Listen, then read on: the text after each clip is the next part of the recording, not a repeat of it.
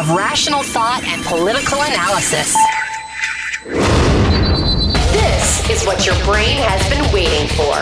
News, politics, and issues enhanced. You have just joined the Wilkow Majority. The next generation of great talk radio, the undisputed leader of the new school, Andrew Wilkow, Sirius XM Patriot. Phone lines, as always, 1-866-95-PATRIOT. The email, to spell my name right, WILKOW at WilkowMajority.com. Individual Patriot first, Conservative second, Republican third. They're working every single day to make this the most popular program offered by Sirius XM Satellite Radio, which is based in one thing and one thing only, and that is rational thought. So welcome to the Wilkow Majority. I'm Andrew Wilkow. It's a Friday. We don't slow down. We don't back off. We don't take it easy. We go full steam ahead. 3 hours of perfectly executed political analysis. You know, if being in a Tea Party means that there was an IRS division that was told to crack down on your activities, I can only imagine what might be done to a black conservative organization. Because the last thing that progressives want is to acknowledge black conservatives. As a matter of fact, they've done everything they could to tear down black conservatives over the past few years. And then they said, well, you Republicans, you have to diversify. We don't have to diversify anything. You just need to stop tearing down black conservatives. Joining me on the program right now is Stacy Swimp, president and CFO of the Frederick Douglass Society. How you doing, sir?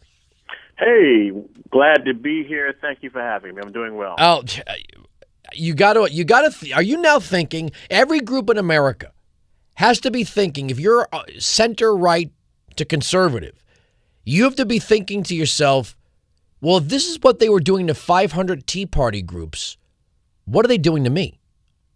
Well, no doubt. And let's be clear. This is nothing new. It's just that, for the first time in some time, we've seen this confirmed. But we know this is nothing new. The left has targeted us, meaning conservatives, meaning lovers of freedom, for some time now. We know they did it in the South, my friend, because remember, the left were lynching black and white Republicans after Reconstruction. We know that throughout the 50s and 60s, the left was persecuting black, white, and Jewish Americans who were fighting for equality. This is nothing new. This is very consistent with their record throughout the annals of American history. The left has always been about anti-freedom. I know we're supposed to talk about this Houston, Texas story. I have the piece in front of me. I was reading this from Operation Rescue this morning in lifenews.com.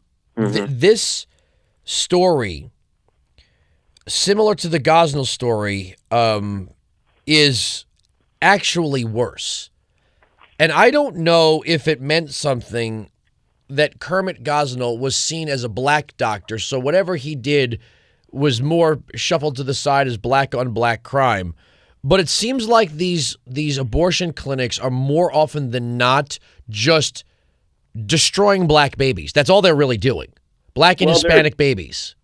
Well, they're certainly doing what they were intended to do. At the end of the day, those of us in the know understand that Margaret Sanger, the founder of Planned Parenthood, was a eugenicist, and she certainly said, it's on public record, folks, to your listening audience, that she did this for the prerequisite intent of eliminating the black race. Now, these are her words, not mine. I thought the quote was, solve the Negro problem. Yeah, the Negro. You're talking about the Negro Project of Margaret Sanger. Absolutely. And how shocking, my friend, how sad that we have such a permissive culture that has created an atmosphere, a climate for an inroad for these things to take place. How shocking that we are in a free nation, the greatest country in the world, and this has been going on now for decades. And make sure you understand, and I know your listening audience, make sure you understand Gosnell is not an exception. I think that Star Parker from Urban Cure has said that repeatedly. And even though the news media would like to say that no one paid attention, that's not true. Alveda King, Day Gardner, and many black activists, black conservatives, as you call them, have been paying attention for a long time. They picketed outside of the Gosnell death camp, and the authorities, the government did nothing about it. So this is nothing new to black conservatives. This is nothing new to many white Americans. I really don't want to dichotomize it so much by color or culture, because the reality of it is I got you. It's disgusting across the board. But here we have another one of these abortion mills. This doctor, what's his name, Douglas Carpin. I'm going to read one very shocking quote from the report, which comes off of testimony from 3 workers in this clinic. If you're sensitive to this sort of thing, and if you're with your children, please just take a second to turn the radio to another channel. Go to Radio Disney or something else before I read this quote. This comes from one of the nurses. I think every morning I saw on several occasions, if we had 20-something patients, of course 10 or 12 or 15 patients would be large procedures. And out of those large procedures, I'm pretty sure that we were seeing at least 3 or 4 fetuses that were completely delivered in some way or another. The nurse named, what's her name? Edge, what's her first name? Deborah Edge, described how some babies would emerge too soon and be alive, moving, and breathing. She also told how Carpet would sometimes deliver the baby's feet first with toes wiggling until he stabbed them with a surgical instrument. At the moment, the toes would suddenly splay out, going limp. Sometimes he would kill the babies by, quote, twisting the head off the neck. He was so cheap, he didn't even use the chemicals that some of these other abortionists would use to at least stop the beating heart. I mean, you save money just by twisting the head off. Andrew, how is this not just the same as the Holocaust and the crematories of Germany? How it's the same thing. Right here in the United States of America, you just described a crematory in my mind. I think a crematorium would be more humane. I got to be honest with you. I think these abortion providers, to even call something a post-birth abortion, once there's a post, there's no abortion. And once something is crying and screaming, it's not a fetus. And it's murder for hire. That's the thing about it. Our government is sanctioning this stuff. And at the end of the day, and to have a discussion, my friend, my brother, about safe facilitation of murder. Isn't that something? Oh, so we want safer and cleaner environments to kill babies. There's no safe or clean way to commit genocide. There's no humane way of killing unborn life. Personhood, there's no humane way of doing that, my friend. And I'm not a very emotional person, Andrew, out front. I'm one of these guys that I'm pretty disciplined, but I got to be honest with you. When I watch these details of the Gosnell trial unfold, and I even read about what was happening down in Texas, my friend, I had tears. How is your heart not broken that this thing could be occurring? And I made a vow to myself that even though I've been involved with this movement and doing what I can, I got to do more, man, because this has got to stop, Andrew. This has got to stop. Before we get to the Congressional Black Caucus, we're talking to Stacy Swimp, President and CFO of the Frederick Douglass Society, frederickdouglasssociety.org. This story, I realize that, the progressives were very good at keeping us off this sort of topic by saying war on women and you don't want birth control and if it were up to you guys, there'd be back alley abortions. I would say these are pretty much back alley abortions, but this is what, and you can stop me and tell me if you think I'm wrong at any point here. What started with, we do have a legacy of racism and segregation in this country. There's absolutely no way to clear that record.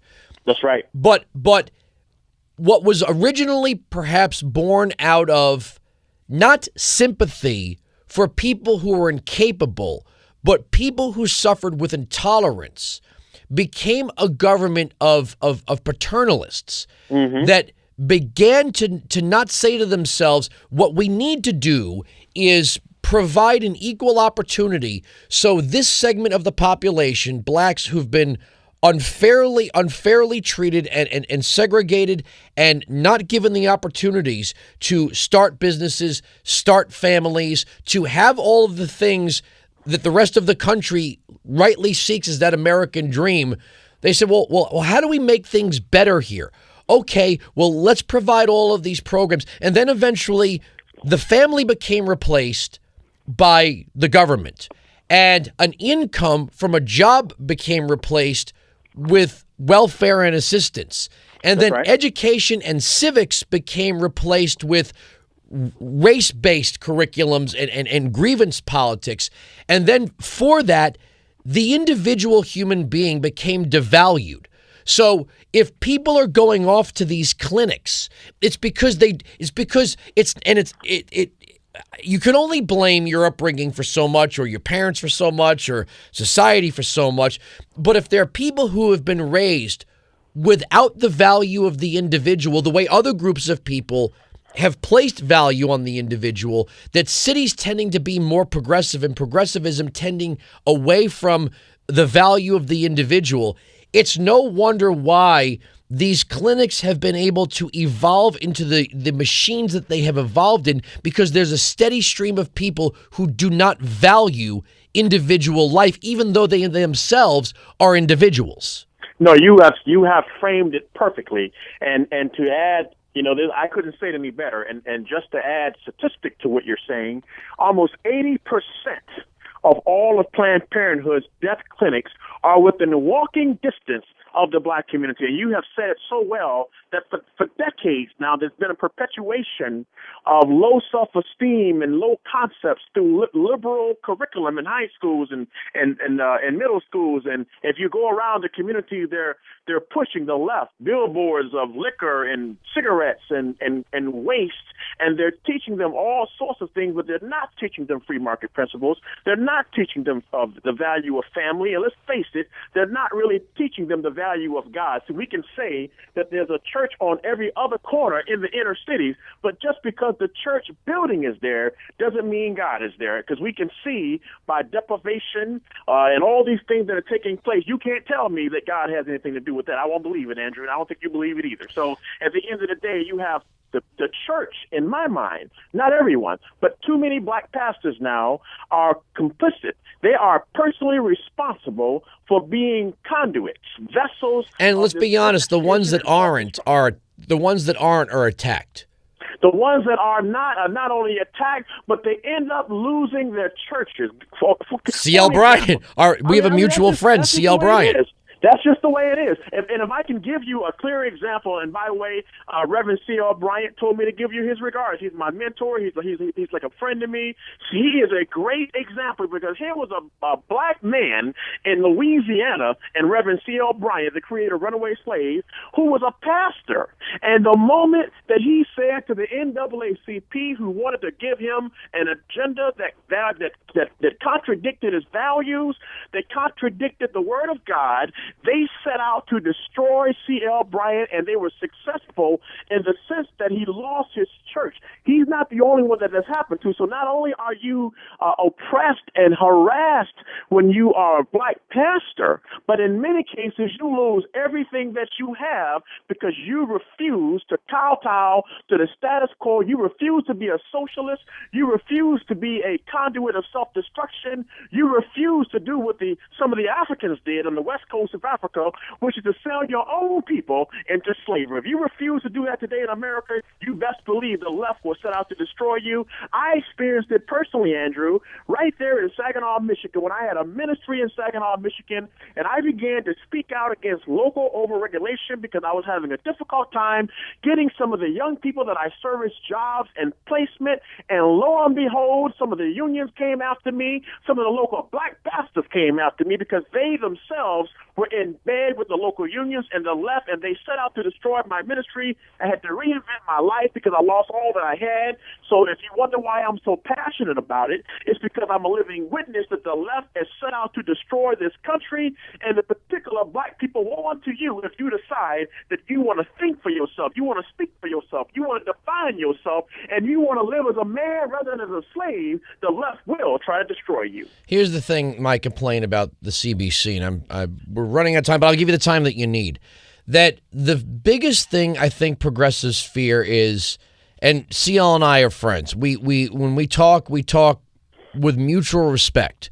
When I talk to you, we're building on mutual respect. We never met face to face, but when you come to town, you're going to be on TV. We're going to build a friendship on mutual respect.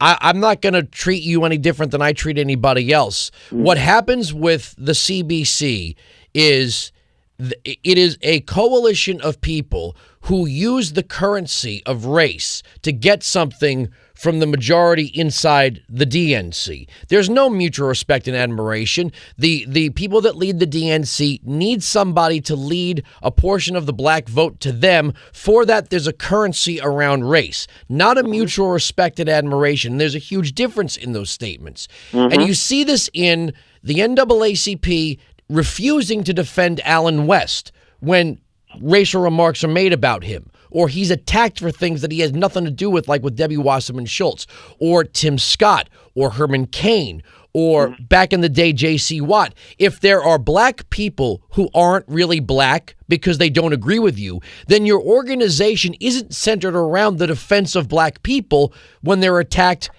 for being black.